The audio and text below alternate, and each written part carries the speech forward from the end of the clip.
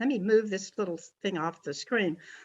I really appreciate talking to you. This is a different kind of talk that I've given before, and began to help me with looking back at the last 10 years or so that I've spent with Alabama Power, Southern Company, and you can't talk about Alabama Power unless you talk about the Public Service Commission. So I want to start off just by saying that Alabama Power and Southern Company, I've got friends in those organizations, and I've never met one of them, and they know I've never met one of them that I didn't think was a good person doing a good job within their frame of reference. I might prefer a more expansive frame. The Public Service Commission staff are also helpful and do a good job within their frame of reference. They work for commissioners. And also the Assistant Attorney General has been helpful, but she also works within the constraints of the Attorney General. And according to the statute that governs this situation, they represent the consumer, but only intervene if the Attorney General thinks it's in the public interest. And at this particular time in Alabama, it's not in the public interest of the Attorney General who wants to run again to say anything about Alabama Power much. So I want to start off by framing this a little bit, this disruptors in the electricity markets, and they require new forms of regulation. First of all, one of the disruptors is the one I'm the most interested in, which is decarbonization. And that's the imperative to reduce our heat trapping gases. And that includes big focus on methane now, which is natural gas, which they're beginning to call it methane gas, fracked gas, fossil gas, because natural gas sounds a whole lot better than it is. Declining sales have gone on, especially during the pandemic, but energy efficiency, people are generating some stuff themselves. The employment mix is changing in our industries. Distributed energy resources, you'll see DER, and this is generation by a customer, and this is especially solar in Alabama. And the grid is transformed from one-way to two-way. Storage is required, and that's a big issue to manage the variable generation, mainly wind and solar. The way they've been paid in the past is based on volume. The more they sell, the more they get. It's cost of service. The fuel costs are just passed through, so they don't really have a real incentive about which ones to use. And they were getting a rate of return based on how much they had based in their capital. So now it's moving toward performance-based, performance incentive mechanisms. Maybe carbon reduction would be one of the performances that they would be required to do, or an energy services utility. We can talk about that later if we get time. And they'll sell services like heat and light, not just kilowatt hours. Southern Company's moving in that direction. The other issue is deregulation and re-regulation. I don't know if you remember, in California, they deregulated. Enron gamed the system and put them on the brink of despair. But who controls the generation? Who manages the grid? And who decides how much the utility can earn? So also, their operating environment has really gotten difficult. Resilience, the weather-related events in California, PG&E went bankrupt over the fires that the winds and weather caused their lines to set fires. And the customer expectations are changing. There's something called the Internet of Things, which I don't know that much about, but that's what the smart meters, smart thermostats, EV charging, and energy justice is become a really important activity. It refers to the goal of achieving equity in both social and economic participation in the energy system, while also remediating some of the social, economic, and health burdens on the disproportionately harmed. And that is something that people are not going to be ignoring. Okay, so that's quite a worrisome list. And I can't talk about all those things, but how about a few stories instead? Because that's what I really want to do, is to talk more about, let's take a little bit of background first. First of all, I was teaching in the Department of Healthcare Organization and Policy in 1998. My husband decided to retire in his mid-50s to give away more time, so I quit too. He's still counsel with a law firm and pro bono VP of Freshwater Land Trust. I moved into the environmental space, but I didn't get too involved in electricity issues until I saw The Inconvenient Truth. And those of you who heard me speak before know how that kind of changed my life. I got trained to give the talk, went to Antarctica in 2007 and said, oops, I think we got a problem. So coal-fired electricity was our major source of fuel back then, and I got involved in paying attention. And the League of Women Voters of US was where a lot of my early work was. And so we have a map here that's quite interesting and colorful, but what it is the way in which the system has been divided. At the very top in the white section, it's Tennessee Valley Authority, and the US government sells electricity largely to industrial users, but uses distributors to sell to customers. Alabama Power is the reddish part in there. And they've got about the 2/3 of the state, and it's the only one that's regulated. There are munis, municipal ones, rural electric cooperatives, and there's a Power South is another energy cooperative, but they also generate and transmit electricity. And the rural electric cooperative really were helped a lot by the law that back in the 30s that said, hey, we're going to get electricity to these outlying areas that are not cost effective to serve. Well, here's where I came in way before. There was a really simple grid, one-way power flow, the utility in a vertically integrated utility like Alabama Power. They do it all. They generate the electricity, they transmit it on big lines, they step it down and distribute it to us. And it really had to be a monopoly because, you didn't want people back in the day, they were competing, placing poles and stringing wires by day, and the competitors were pulling them down at night. So there are huge fixed costs for electricity. And so that's why these territories were set, because it was considered to be a natural monopoly. But a lot of the early ones were hydroelectric, laid down by Alabama Power. I think that was started, let's see, when was that? It was 1914, and now they have 14 hydro, and they manage 11 different reservoirs. And there's concern about that because that's where a lot of our biodiversity was went extinct because of the drowning of the aquatic habitat. But anyway, now this smart grid, and this is not the best map, it's just hard to show. One of the things at the top, the central controller, and I don't know that thing right there is really important because the grid is a live animal, so to speak. It has to be balanced. Until this storage came into prominence, you had to balance it by the minute. And I've been in the control room observing at TVA and at Alabama Power, and let me tell you, it was no small thing. And that's why all these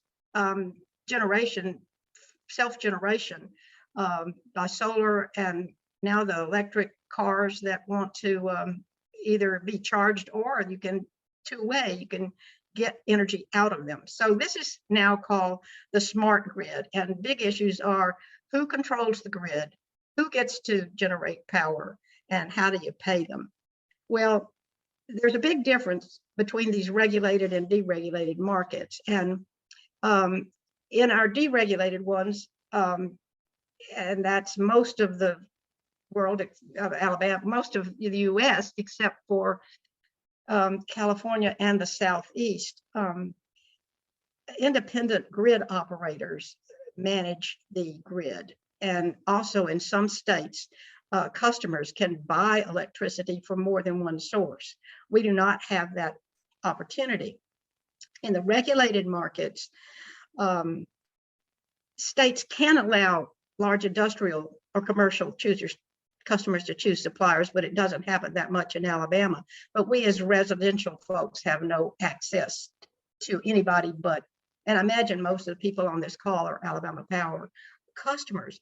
So the power providers control the generation, transmission, and distribution, and they have a monopoly, and they're required to have rates and profits set by the elected or appointed commissioners. There is a public service commission or public utility commission or the like in every state, and they vary in their effectiveness and their priorities. The Alabama PSC regulates Alabama Power, their only regulated utility. It has 3 elected commissioners, and I've been watching for, since about 2011. So the apple cart for Alabama Power and the PSC was upset in 2013. Then Commissioner Dunn called for a formal rate hearing, the first in 30 years. Now, I had a little bit to do with that, and I'll talk a little bit more about it later, because I pointed out in 2012 at a December meeting, the only time when anybody can say anything in that room that isn't called on by a commissioner, I pointed out that we hadn't had a formal rate hearing in 30 years, and that we had gone way up high in what Alabama Power was allowed to profit. And also another issue was Alabama Power Company slipped in under the door, essentially, a request for excess solar standby charge, the one that Phil and I were talking about a little earlier. It's the highest, it was the highest in the nation. It was approved with no discussion. I was sitting there and just slack-jawed, because they do stick things into the record about 2 weeks before it's going to be decided by the Public Service Commission. Doesn't give you a whole lot of time, and especially between Christmas and New Year's. So then also there's this integrated resource plan thing. It's supposed to look at the best mix to provide energy for the expected demand. TVA, Georgia Power, and Alabama Power all take different paths. I was able to watch TVA a bit because a friend of mine was on their advisory committee and he needed an alternate, and I was that alternate. So I was able to watch this planning be done in the public view. In Alabama, no such thing happens. It's totally hidden. Georgia is going through one now, and there will be stakeholder meetings. So here's the picture of the Public Service Commission in 2013. On the far right is Terry Dunn, the commissioner who was practically hounded out of the whole opportunity to run. He did run, but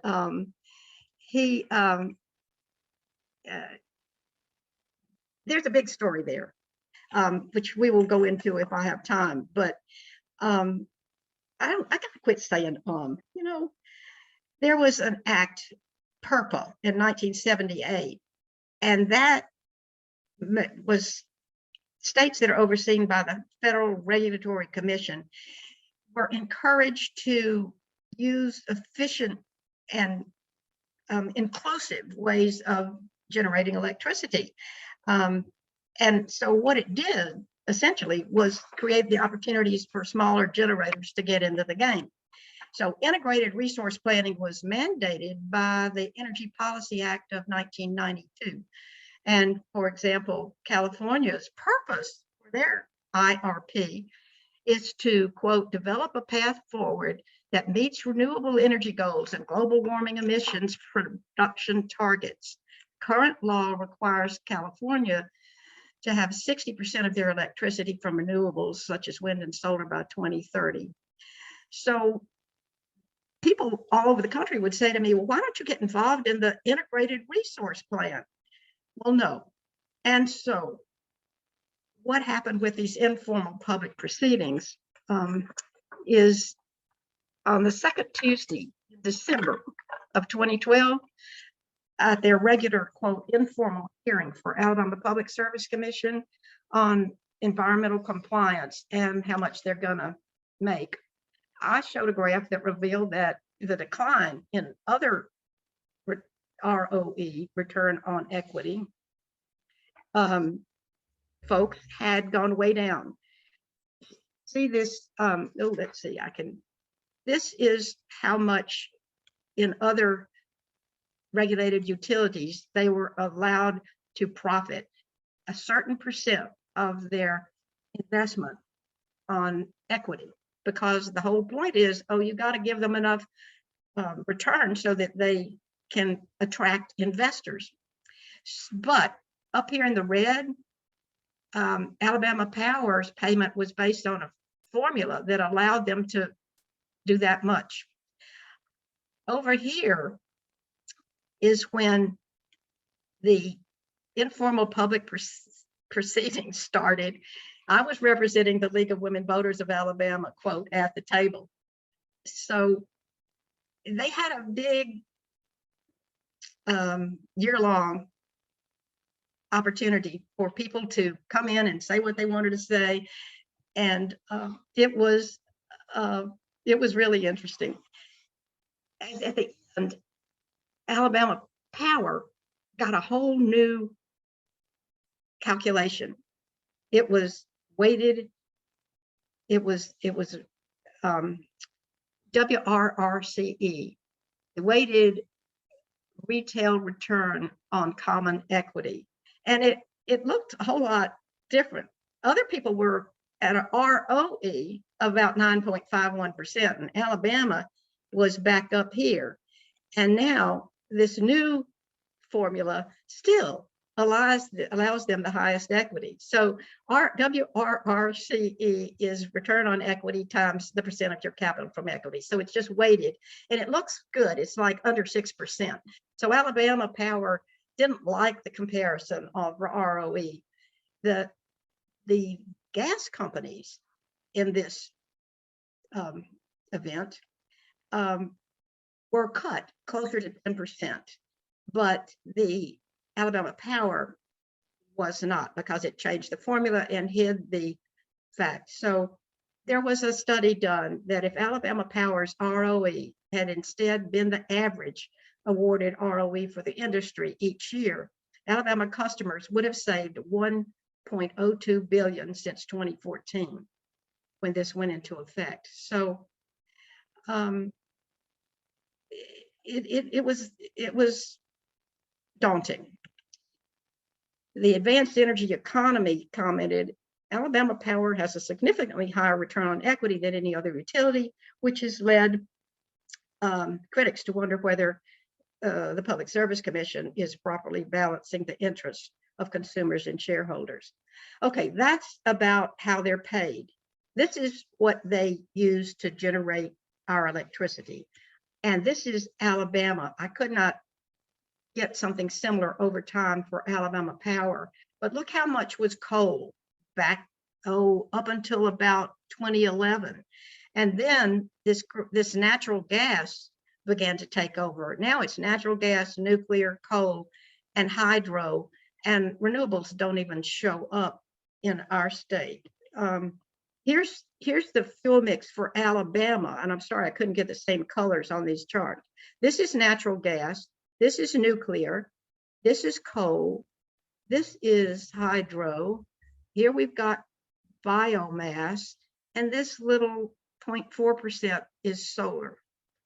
So over here, now in 2019, Alabama Power got 40% of its fuel from natural gas, fracked gas, methane. Methane is 70 to 90% of natural gas. This is nuclear, 30.6%. Coal is now down to 18.7%. Biomass, which is burning wood essentially, and pellets and stuff. And here, this is biomass, this is hydro, this is biomass, and 0.3% is other, solar included. So fuel mix is a big deal because the cost of fuel is just a pass-through on our bills. Well, this solar issue was a biggie. That happened in 2013 too. I was sitting there and with no discussion, no debate, they just put a $5 charge on for every kilowatt hour capacity of your solar. And I was really just slack-jawed. And I chased down Michael Schneiderman, who is their PR person back then. And I said, "What is this, Michael?" "Oh, it's only $5," as the door closed on the elevator and he was leaving. So this case, we struggled with what to do about this. Thankfully, the Southern Environmental Law Center, on behalf of several solar clients, is now in federal court in the Alabama Northern District and is awaiting some decisions from the judge. But what you see on these poster things is an effort to raise awareness, to get a hearing. And we did get a hearing, but the Alabama Power won. And in fact, they raised it to $5.30-something. I don't know, but it was based on lost revenue, not on the cost to serve the solar customers. So we wanted them to start over. It has really dampened the opportunity to have rooftop solar. For example, here is the Southern Environmental Law Center, and they have on the left estimated the number of homes and businesses with rooftop solar. South Carolina and North Carolina are leading the pack. Here's Alabama. Very, very, very few. It looks like it says 501. Over here are the solar jobs, because it's sort of back and forth, you know. There's new ways of doing things, new people required to do them. So the other states are way ahead of us in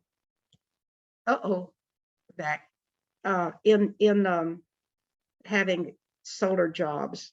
It was a big win for Alabama Power, but not so much for Alabama Power customers, in my opinion.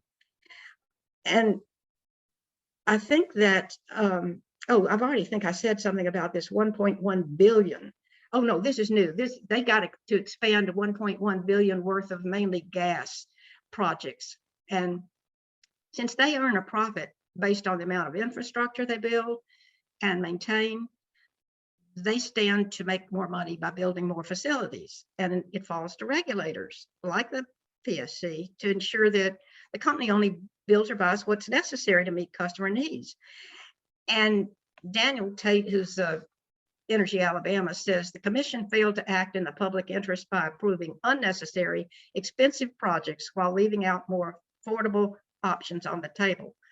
To make matters worse, the commission has rubber-stamped an enormous transfer of risk from utility shareholders to customers. Well, what is that transfer of risk? Well, it so happens that we pay for a power plant, whether it's coal or natural gas, until it is fully depreciated, whether it goes out of service or not. And the feeling is that natural gas or fracked gas will evidently be replaced by cleaner energy, and that these power plants, one they want to build in Plant Barry near Mobile, and another they bought all the power from another gas plant. Now they want to buy the whole plant.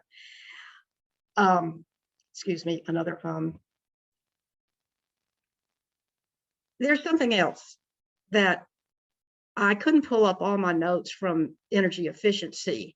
It's the biggest clean energy job field. It's also the best clean energy process for trying to get to zero emissions. Oh my goodness, energy efficiency employment covers both the production and installation of energy saving products and the provision of service that reduce in-use energy consumption. But again, that's shooting themselves in the foot if you're Alabama Power to pay people to be more energy efficient, maybe unless you give it a little rebate on a heat pump. But other than that, here is retail sales of electricity and the savings from energy efficiency. On the left, there's the retail sales, And on the right, there's the savings attributed to these companies or these states' energy efficiency programs. So Alabama's savings are 0.9%. There was an effort by the legislature and the Alabama Department of Economic and Community Affairs to do some research and set up some opportunities for supporting energy efficiency. There were some different, around the state, there were 3 different community forums that were set up to allow people to express their interest in energy efficiency, and also a state energy plan, which the legislature had decided to, well, it was the Joint Legislative Committee on Energy Policy and the Alabama Department of Academic and Community Affairs. But you know what happened right before those opportunities for citizens to express their views were scheduled? They were withdrawn. The PACE, Partnership for Affordable Clean Energy, claimed that environmentalists had taken over the process and they were no longer going to allow it to happen. Here is the energy savings as a percent of retail sales for not just states, but individual utilities in our Southeast area. And you see, here's Alabama Power.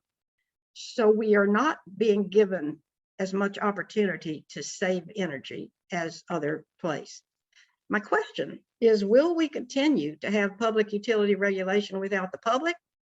Or can our state public service commission lead in the clean energy transition? And that was the question of a report from Brown University. They took 6 states to look at their utility commissions and how they were able to support a clean energy transition. Alabama, it's really kind of stark.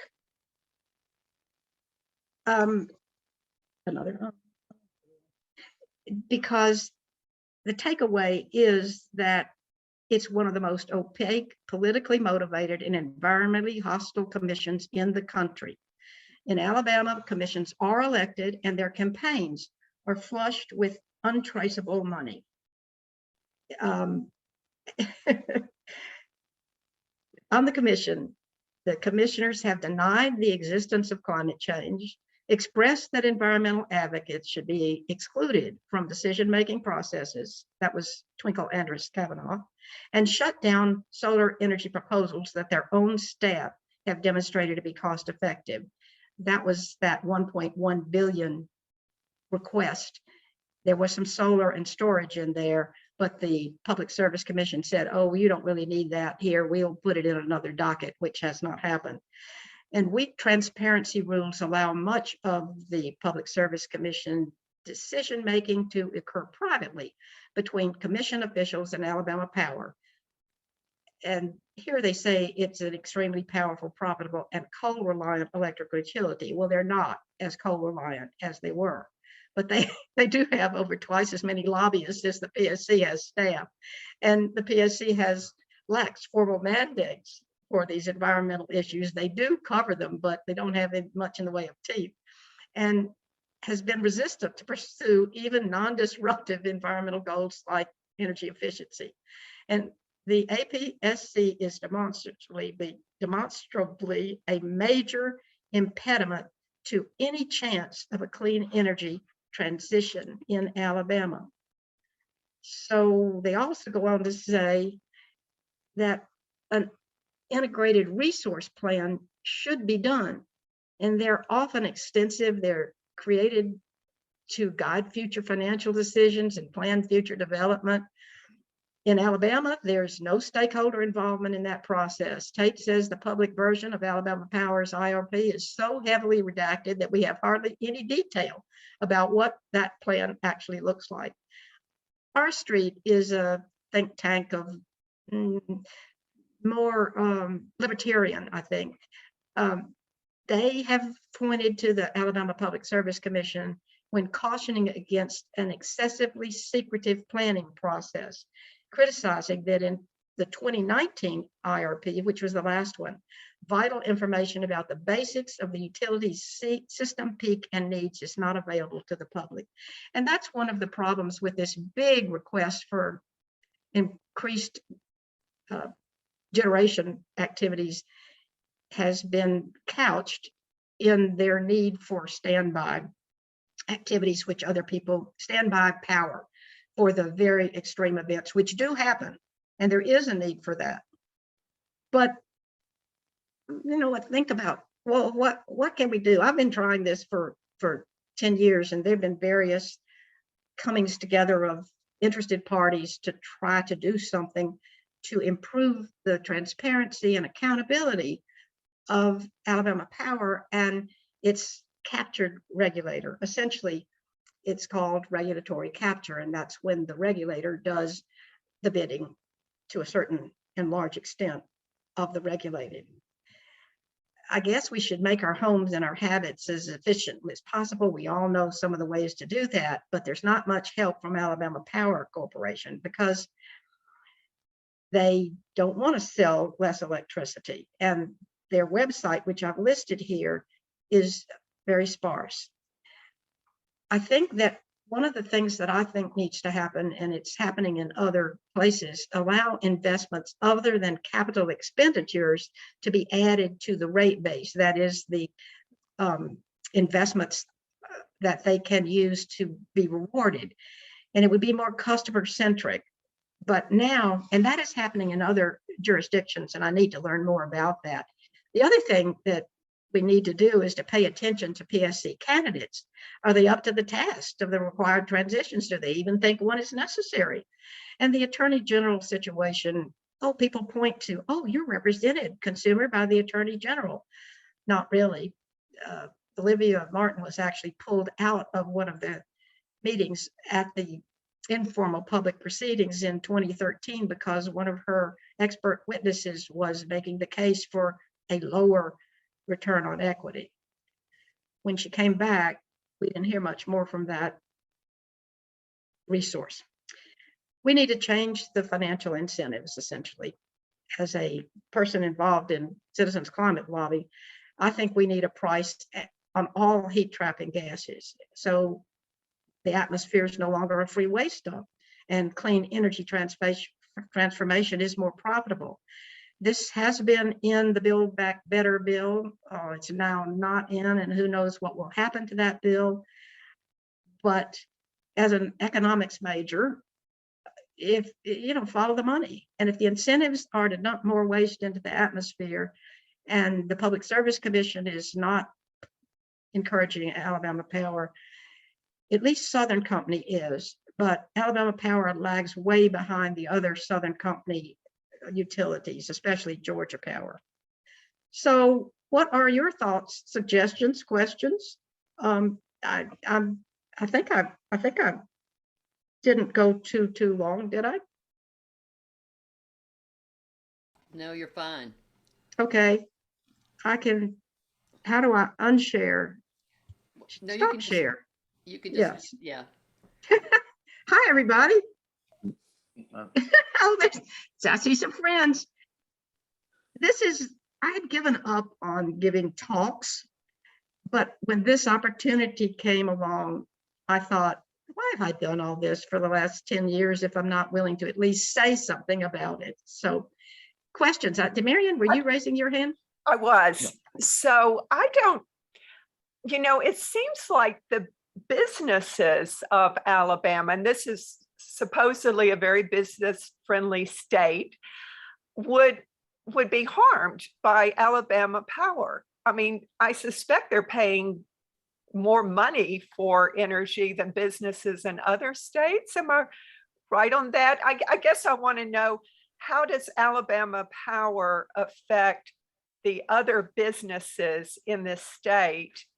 And if they are paying more money, then why don't they rise up and fight Alabama Power? Well, there is some effort to do that, and companies can carve out special relationships with Alabama Power.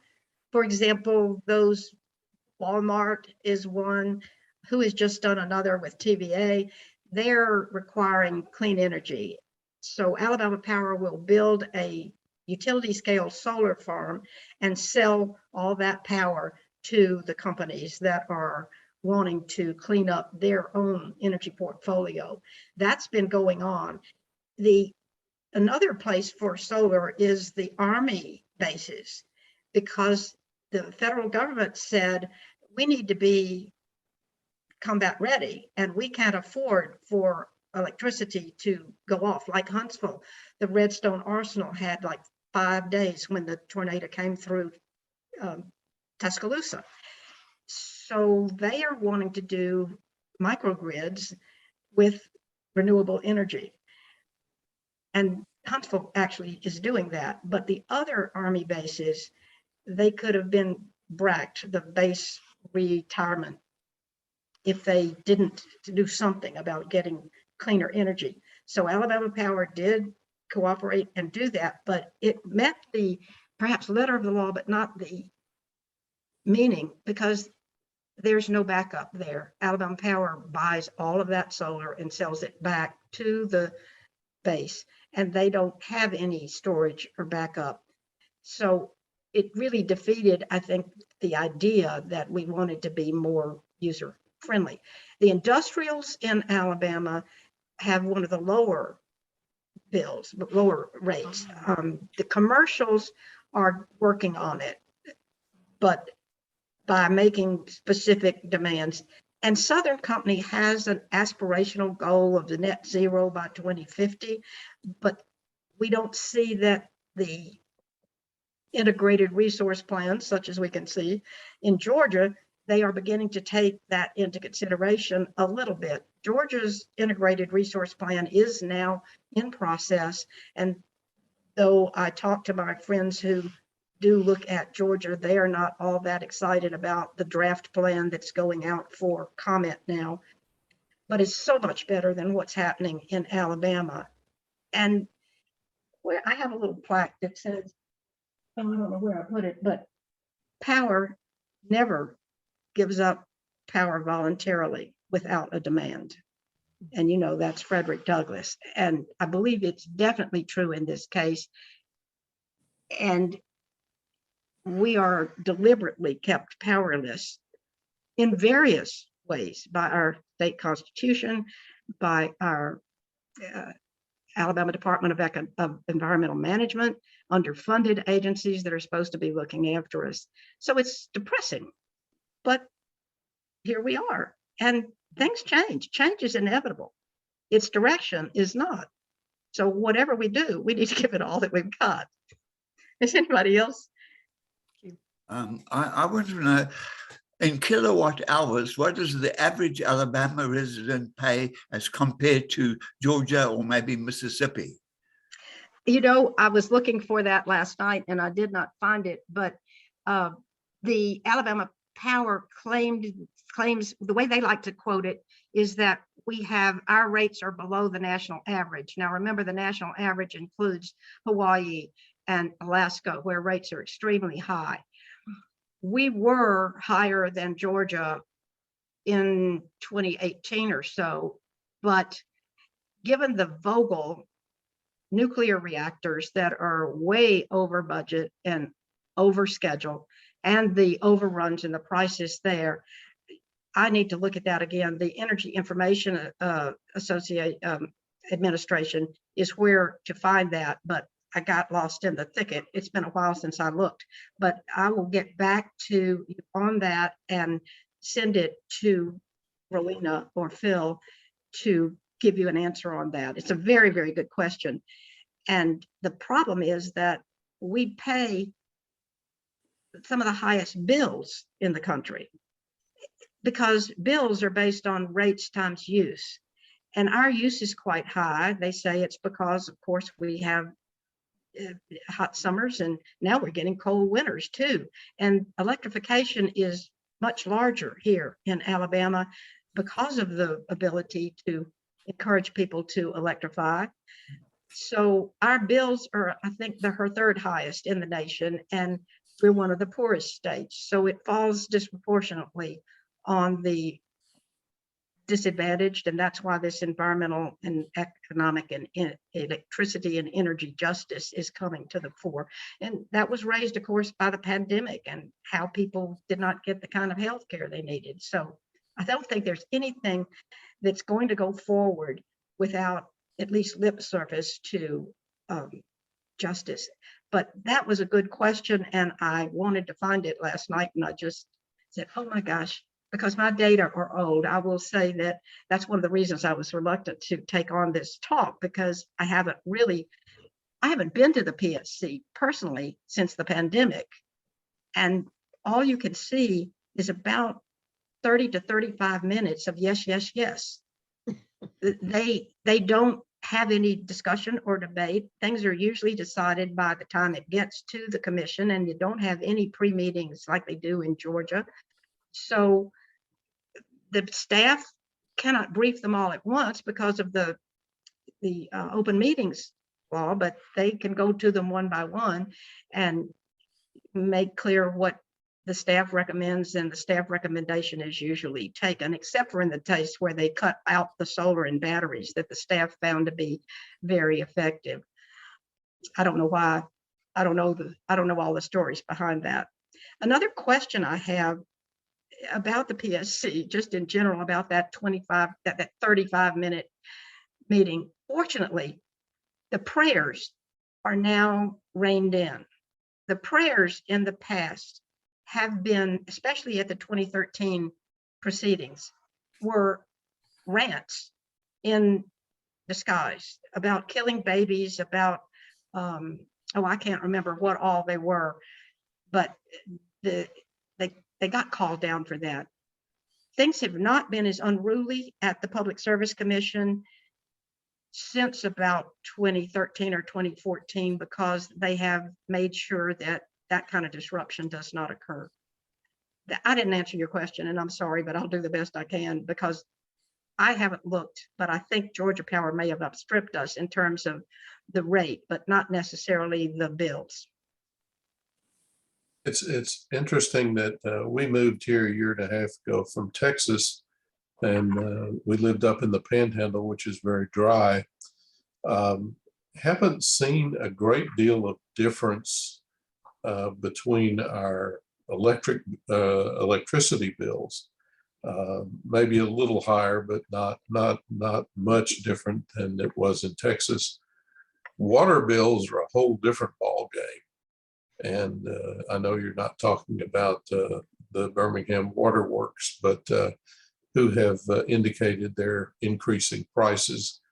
And I just find it fascinating that their charges are way higher than what we used to pay. And we lived in an environment where water was at a premium. I mean, it's very dry where I lived in it. You know, since moving here, we've learned it is not dry here, but we're either very wet or we do have droughts. Yes. Yeah, it's interesting, but the water is much more expensive here than it was there.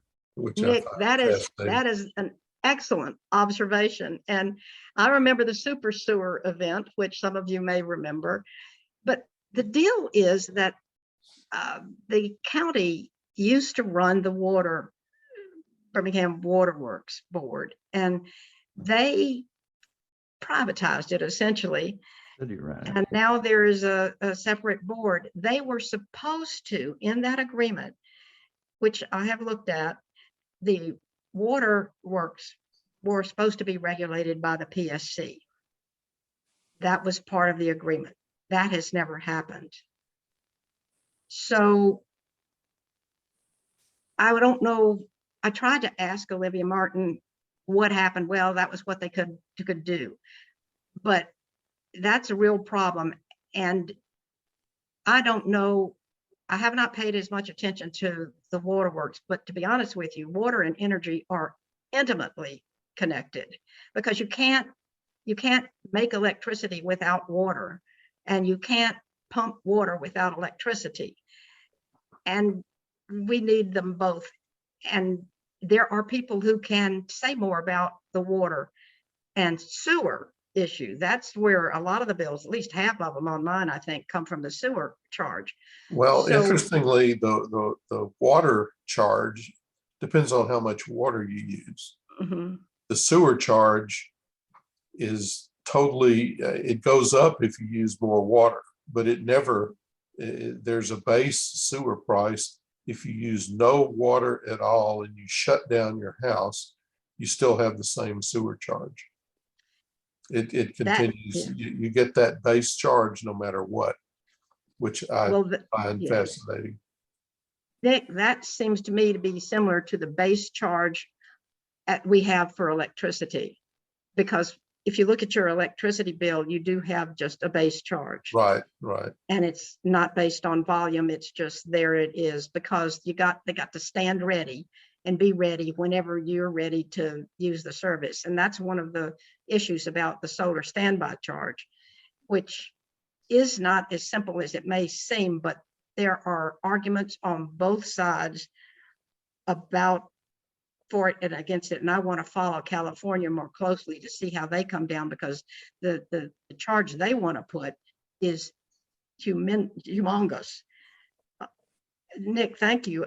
And I remember exactly where I was when I heard about the super sewer drilling underneath the, was it Cava?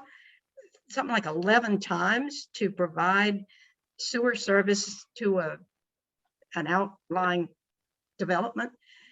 That was stopped. And as far as I remember, the borer, the machine that they had digging those tunnels, was abandoned in the tunnel, and it did not happen. There was a real concern about the environmental consequences of that. So we depend on so many services that we don't control, and even our utilization. I mean, don't run the water while you're brushing your teeth. Don't use hot water when you don't have to for the electricity.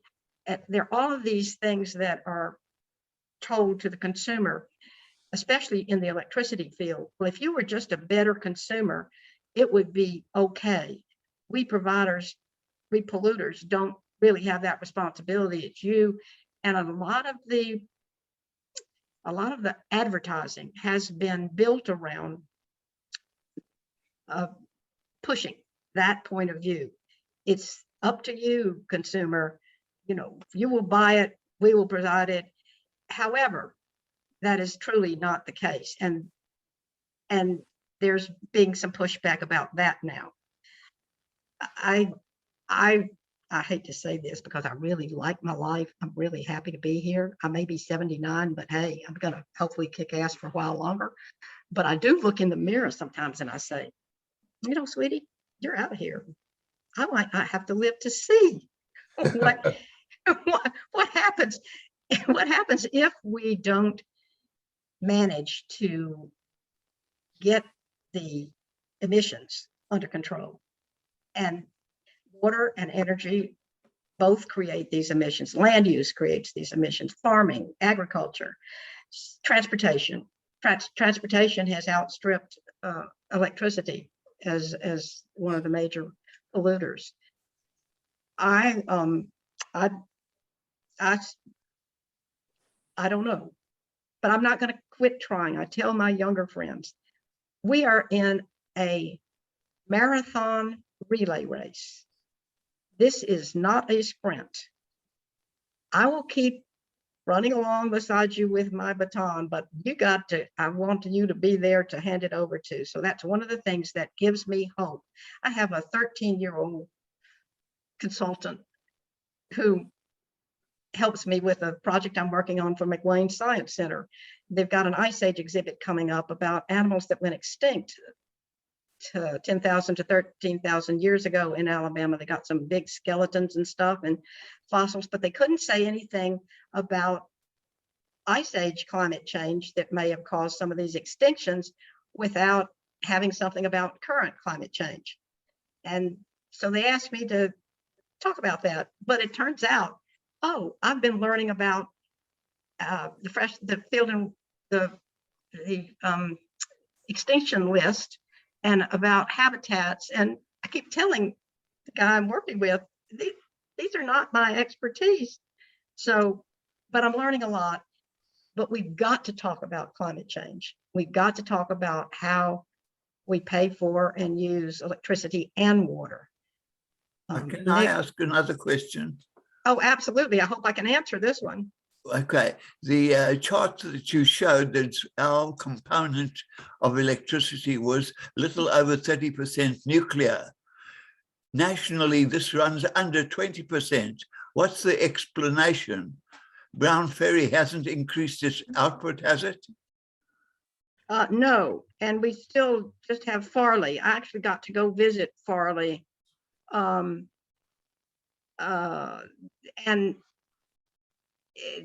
I think that other states have been decommissioning their nuclear. The nuclear plants are quite old, many of them, and nuclear accidents cause concern among residents. So some nuclear plants have been decommissioned even when they have not been totally depreciated. They have life left.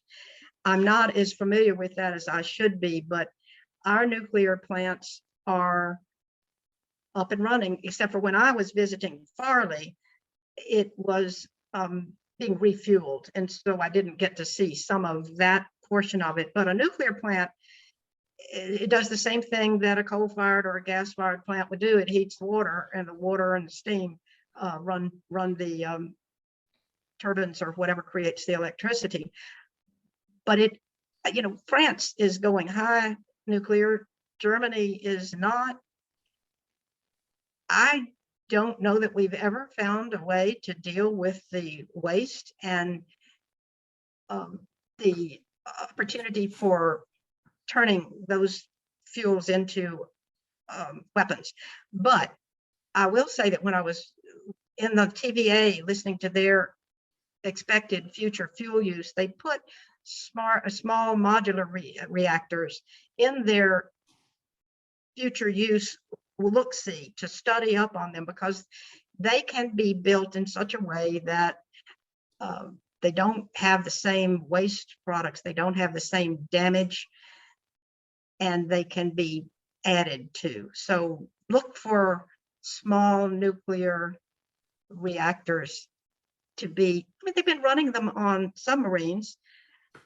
I don't know as much about that as I should, but that's a really good question also. And if any of you, you guys, you got a lot of wisdom in these squares on this screen, I see, and you can bring whatever you learn to the group and follow up on some of these questions. That's a good one. No, we actually do this and have done this. The question is, nuclear power is the only total solution to not making the atmosphere a dump. It's the only one that disposes of its waste products. The perception of danger has been magnified by the few incidents that were significant. But the point is that if we want to conquer this climate change problem, nuclear, even though it is more expensive, much more expensive in the long run, it's the only true solution for our problem until batteries take over. Well, you have a very good point, and it really divides the environmental side of the ledger because of that very issue. But as to the waste issue, I don't believe we have solved that. We didn't get Yucca Mountain that the government had approved. That's still sitting around in casks on some nuclear, at least in Alabama, because there is not a good place to take them. My husband said, why don't we shoot them into the sun? But so I agree that I'm looking at some of the very, very early, again, hopes for fusion. there are a few little reports in some of the science magazines I take, most of which I can't read, like like Science, but there are some reports of some fusion activities getting out more energy than they had to put in to create it. Now, whether they can ever get that to scale, we've been hoping for that for a long, long time. One of the things that ties into what you're saying about nuclear is that coal wastes are really a very difficult problem. They're called they're coal something residuals, CCRs, and the coal ash ponds that exist around the state. I think there's 6, at least Alabama Power may have 6. Georgia EPA just said, look, you cannot leave these coal ash ponds in unlined pits that are actually in contact with the groundwater, which they are. And so the EPA said, if you close these, you are going to have to not just dewater, push them to the side and cap in place. You're going to have to dig them up and transport them someplace else. Talk about a big logistical and costly project. That EPA decision for Georgia just came out last month, and I've asked my friends at Southern Environmental Law Center, what does that mean for Alabama? And Alabama Power, I also asked Alabama Power, and the PR person there that Mark White and Zeke Smith sent me to said, oh, well, we're looking at that, but that request was to continue to use the coal ash pond.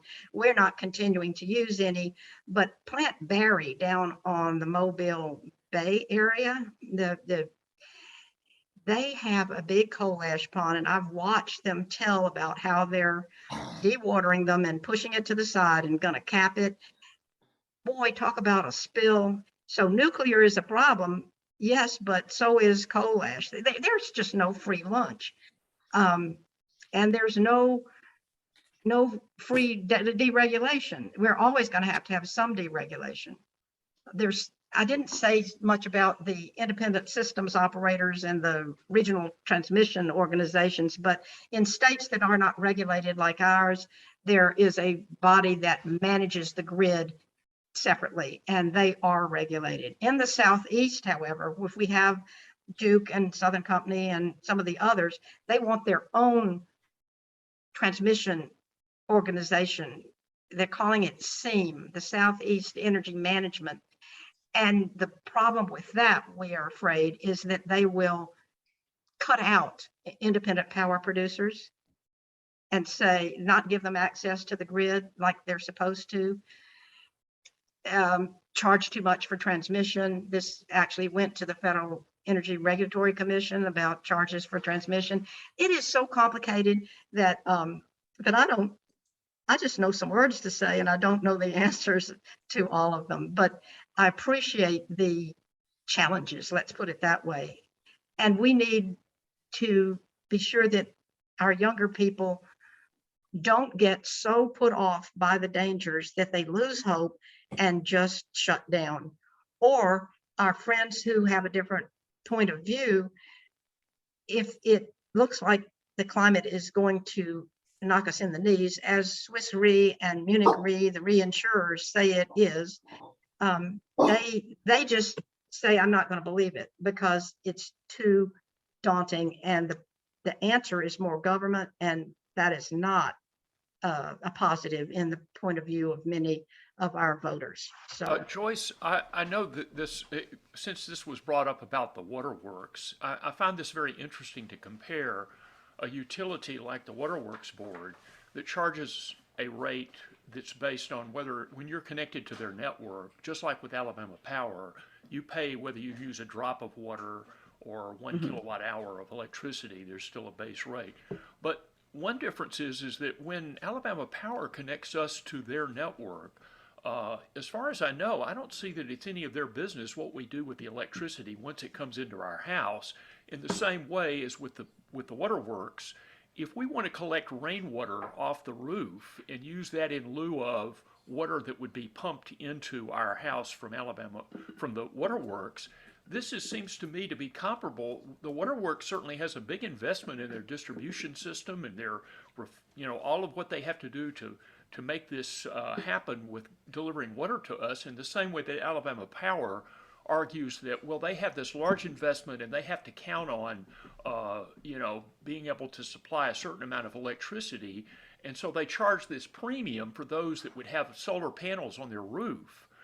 If I wanted to have a bicycle and a generator and generate my own power down in the basement to offset whatever it is that I buy from Alabama Power, should Alabama Power charge me for wanting to get on my bicycle and pedal it? I mean, they do if you put solar panels on your roof, right?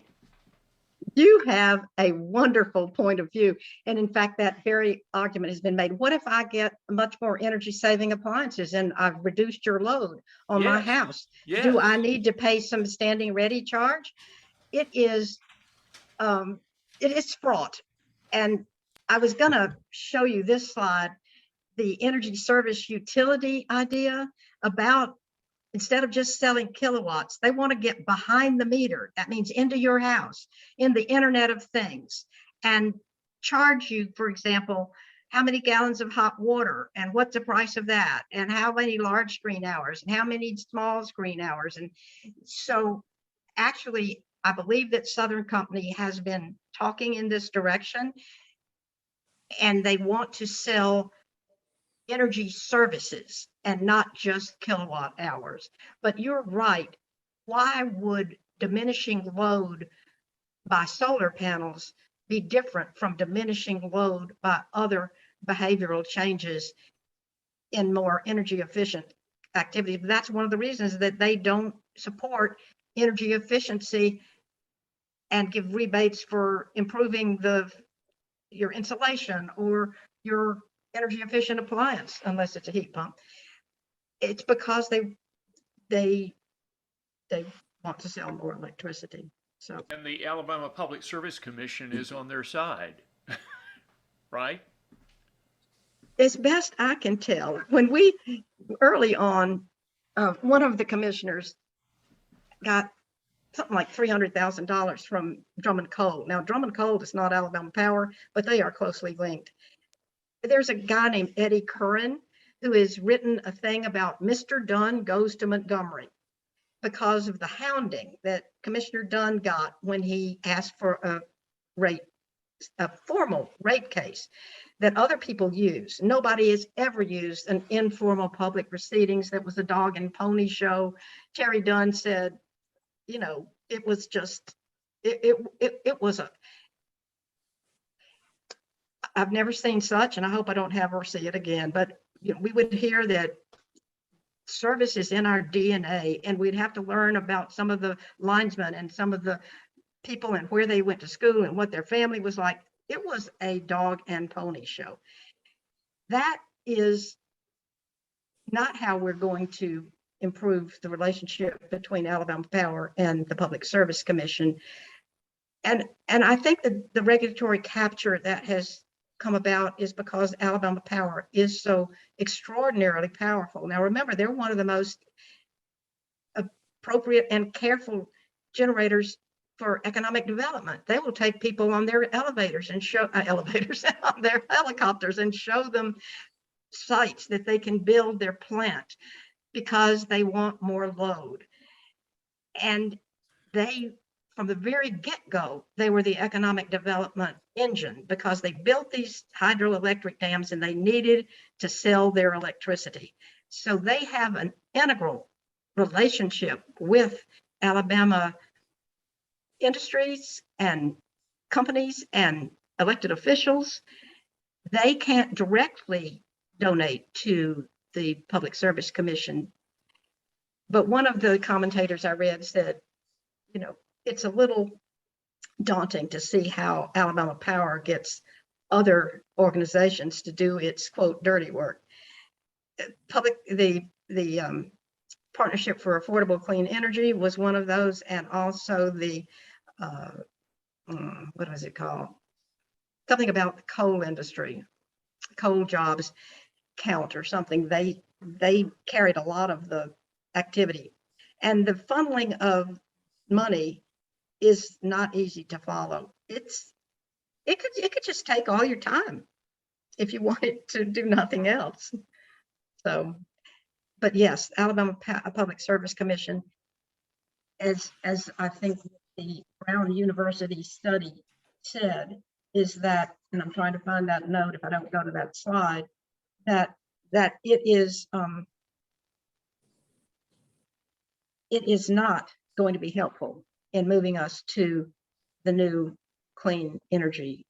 In fact, it'll be an impediment if things continue as they are. So I vote, but have the environmental groups who are trying to improve things as far as climate change and response, have they ever thought about financing their activities by investing in the Southern Company? Because they've got a guaranteed income, and they have been listed for decades as one of the best companies for earning money. And the second thing is, if the Southern Company has multiple state power companies, how do they not have a common plan so that if they want to improve things, that all of them are doing the same things that are beneficial? If Georgia's doing a better job or whatever, how come the Southern Company doesn't have the influence to get Alabama Power Company? Or is it just that Alabama Power Company per dollar is earning more money for the Southern Company? Well, it used to be a cash cow, and we were interested. You know, we actually export a lot of the electricity we produce, especially from the gas peaking plants. But back in the day,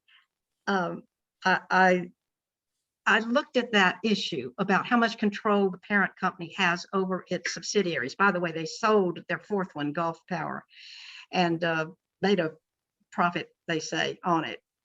But what happened was, according to what I've read, is that there was a trust busting activity early on in this century. I can't remember the exact years. And so big conglomerates like what was the precursor to Southern Company were required to divest in some way. But they then were allowed to come back together. But when Southern Company did it, they had some constraints on what kind of control they could exert on their companies. And they now just have three, just a little bit of Mississippi, 2/3 of Alabama, and a lot of Georgia. They've got Oglethorpe is in there too.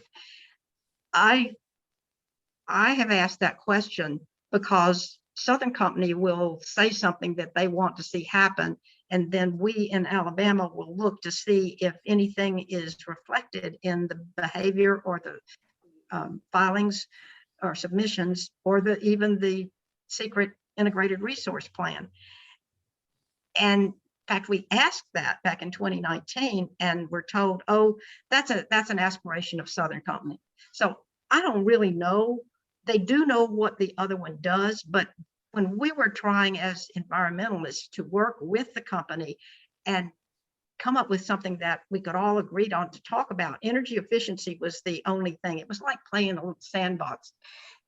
But what happened is that the Georgia Power, the Public Service Commission had a very stringent review about energy efficiency and other items like that I can't remember the name of that committee, but it had teeth. It was part of the regulatory process. We had a little meeting that came together occasionally. And one of the principals in that meeting went to Southern Company meeting in Georgia. Some of the other environmentalists were there, and he claimed that our little sandbox activity was the equivalent of the teeth-filled Public Service Commission in Georgia, that committee.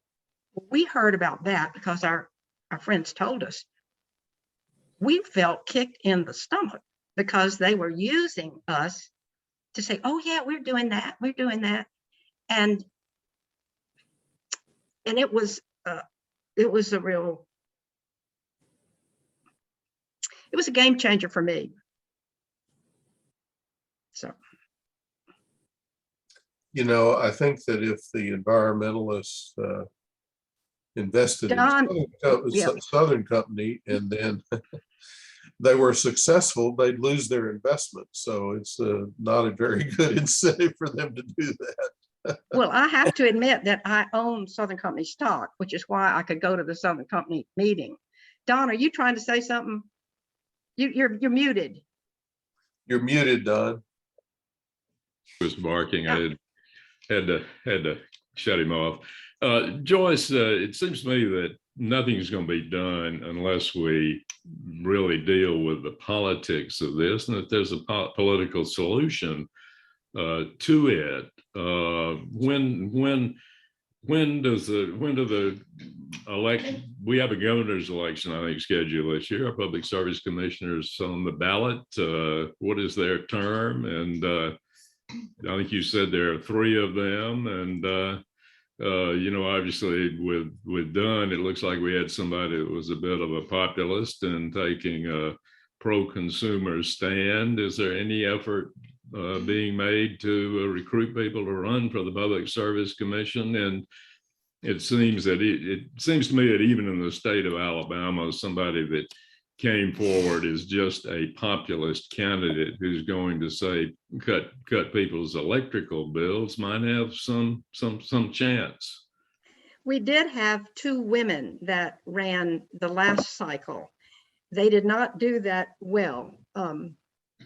And they were Democrats. So that's one thing that is against them in this very red state. I don't know that it is not a positive experience to run for office in this state, for one thing. And the chances of being elected without Alabama Power support, either indirectly, they're not great, but two very brave women did campaign all over the state. I cannot remember how much, maybe 40% of the vote, maybe that high, because we're not all on the same party. But it takes a lot of gumption, and it takes money, and there's not a whole lot of money to be had. And back to the business of using stockholder payouts from Southern Company to finance the efforts. I'm sorry, but the benefits are good, but they're not that good. Well, I mean, it seems to me that unless you get a candidate that can run, that is properly funded and can mount a good campaign, you're just kind of bumping your head against the wall. You know, yes. As long as you've got the 3 people that are in there, there's never going to be any change. Well, No. and getting a non-Republican elected in the state of Alabama for almost any office statewide is very hard to do.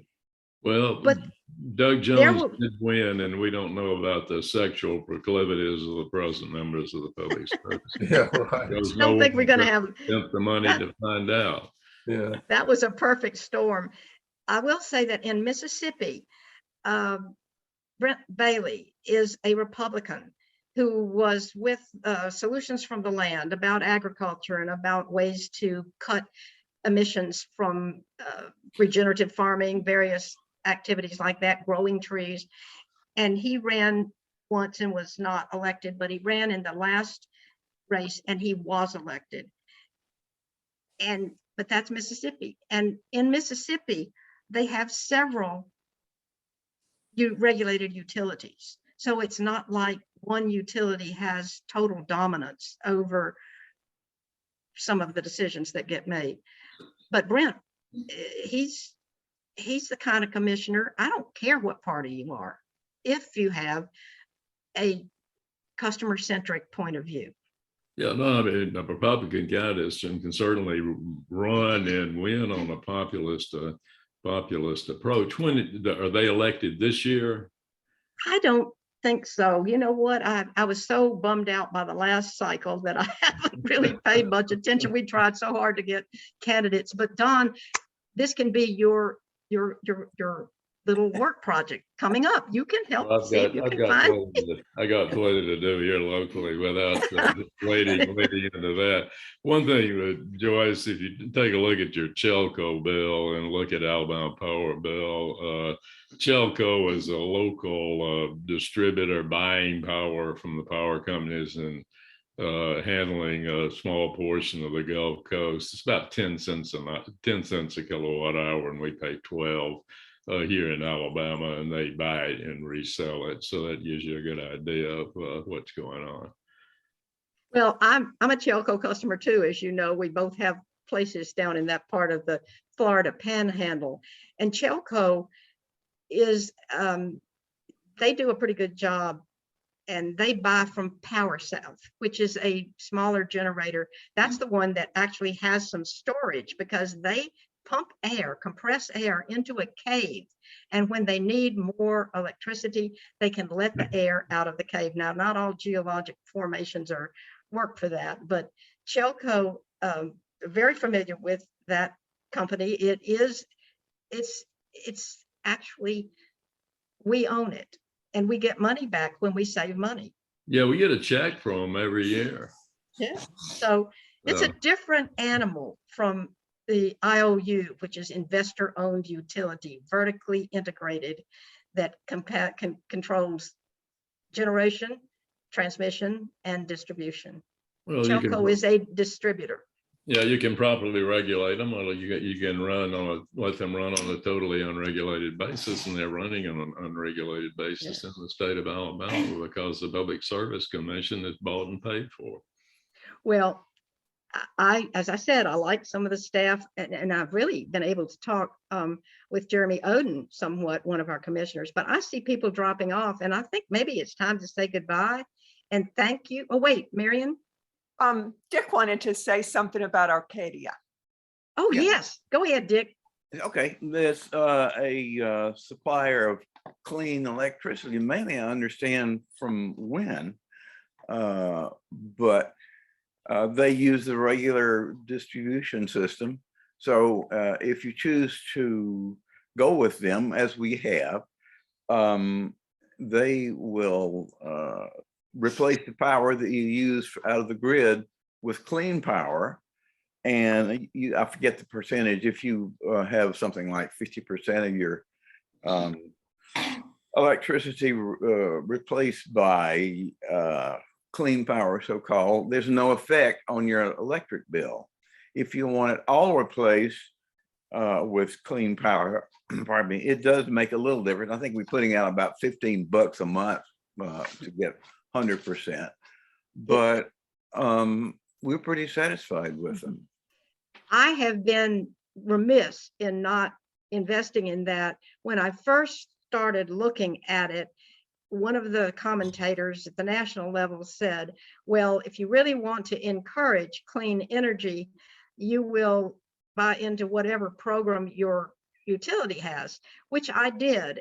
They were throwing a little switchgrass in to a gas plant, and then they closed that plant, but they still had me paying that extra fee.